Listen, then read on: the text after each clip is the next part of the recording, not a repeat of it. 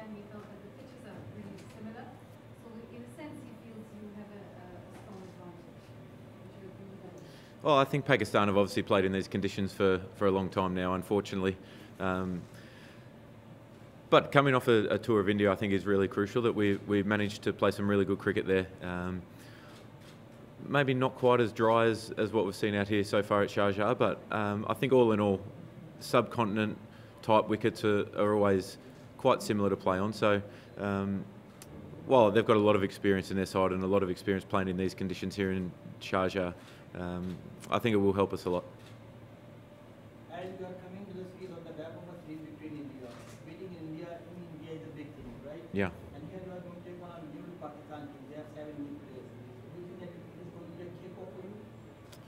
No, I think that they've still got a lot of experience in their team. They're still a world-class team. We've seen when we're in Dubai for the T20 series that you can't take them lightly in any form of the game at any time. They're such a highly skilled and talented team. So we've definitely given them as much respect as what we gave India and what you give every other country. Louis? No. He's at training today. It's just a bit of flu yesterday that kept him away from training. So I think he's going to do a pretty good pretty good batting session today. But in terms of the 11, no yet.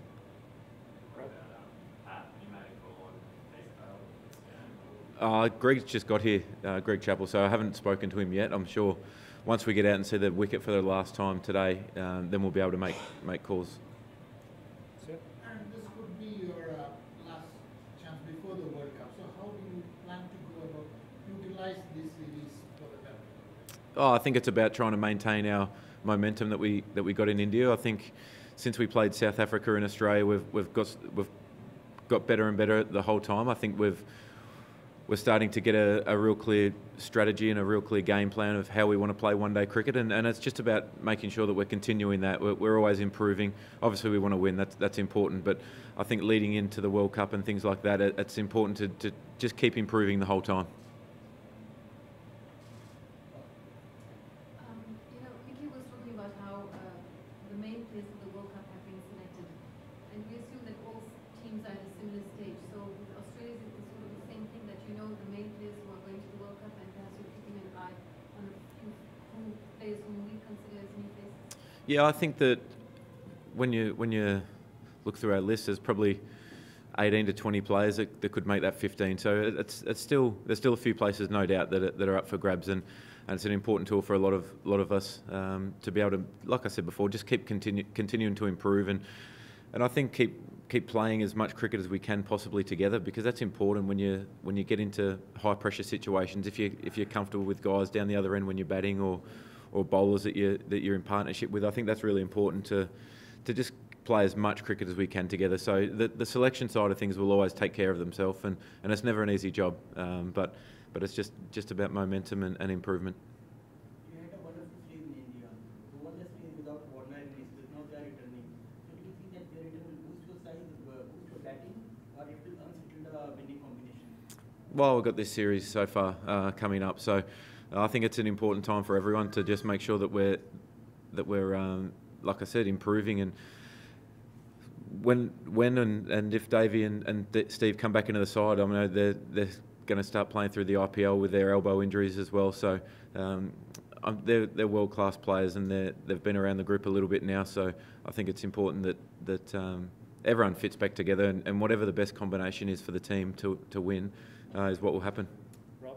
When you look back at that T20 series a few months back, what's changed, how much has changed, and you think is aggression something that maybe with the confidence and victories that you're sort of playing the rest of the year? Yeah, I think that going back then, we probably weren't as settled with our lineup at the time, and it was guys hadn't played a lot of T20 cricket coming into that tournament either, into that series. I think there was a test series beforehand, and guys who hadn't been playing much were coming out of pre-season training for Australia. In Australia, so I think that it's guys have been playing for quite a while now since then. So.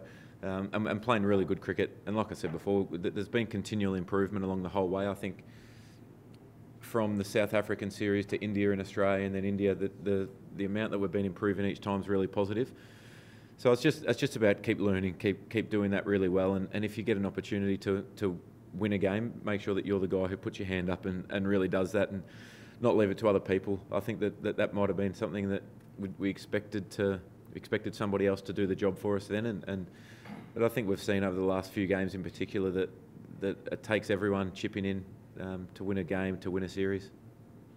Aaron, as far as I can get asked a whole lot, but just on the team's fielding, what can you kind of describe like how improved over your 10 years or short 10 years?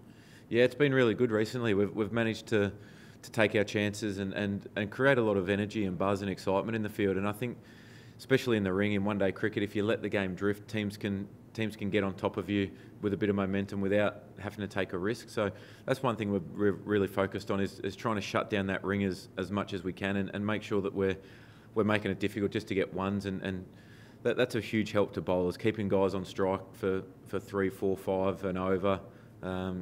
It goes a long way. So that's something we've been really focused on, and it's been improving, and that's a real positive.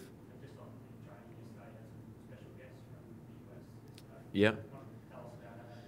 Yeah, that was great for us and for them, no doubt. It was good fun having them bowl to us in the net. So there was a lot of talent in their group, and even just to have them around to have a chat to them after the game, after training, have them in the change rooms. It was a great afternoon. It was something that we probably weren't as aware of cricket in the US as you are in other countries, obviously. So it was a great learning experience for everyone, I think, and they treated us and we treated them, I think was really good. They were great guys, and like I said, some seriously talented players in there. A gun leg spinner, bowled a little bit like Rashid Khan, and a good young quick who hustled up a few boys in the nets. Just one on Jai Richardson. Yep. Compared to when you first met him, just how much has he developed, and I suppose for some of the fans back home, what's something that they might not know about him or that might sort of He's a confident young kid. I think the amount that he's improved, his consistency has been a lot better over the last little while. I think being in and around the Australian side for quite a few months now, playing in all 3 forms of the game for Australia, it's never easy. But he seems to have taken everything in his stride. He's someone who is always asking questions, always learning, and I think, especially for a young kid, not all young kids are willing to learn as quick as what he has. A lot of people sit back and wait for things to be given to them, but he's someone who actively goes and seeks out batters to talk about his bowling. I know he's talking a lot to guys about variations and using his other bowlers who have got a lot of experience as well. So might just need to get him out of Paddy Cummins' pocket sometimes, though. He sticks pretty tight to him. Skipper, still you worried about your personal batting form because you are a world-class batsman and your bat needs some runs, except one inning you play very well in India. Yeah. So what do you think here why we should, Sharjah, we should expect some batting from you? Always trying to get runs, buddy. Yeah, it's not an easy game, international cricket. So it was nice to get a 90 and help contribute to a win in India. But yeah, like you said, it's about, for me, it's just about going back to the basics, doing that over and over. And I think if you start off a series really well, and especially one that's so quick, with game day off, it's so quick you can get on a bit of a roll. So that's what I'll be trying to do, is get the team off to a good start at the top of the order and hopefully cashing in if I get a start. Last question. Just a general question. There was an article in the Australian media today about the MCC not approving a standard ball for the Test Championship. So for Test or any other format, is there a particular ball that you particularly prefer? Do you think it's up to the home team to choose which type of ball is used for series? Yeah, I think it's up to the home team, the home country. I think the English play brilliantly with the Duke's ball, and that's something that we've been trying in Australia for the last couple of summers. For half the Shield season is using the Duke's ball, and it's gone really well. I think India use the SG ball, which has different characteristics again, and we use the Kookaburra. So I think having, for one day in T20 cricket, I think it's all white, all Kookaburra white balls. That's pretty good. Yeah, but I think it's just up to the individual countries. I think that's an advantage of playing home series, is that you get advantages like that. A ball that you use more often is crucial.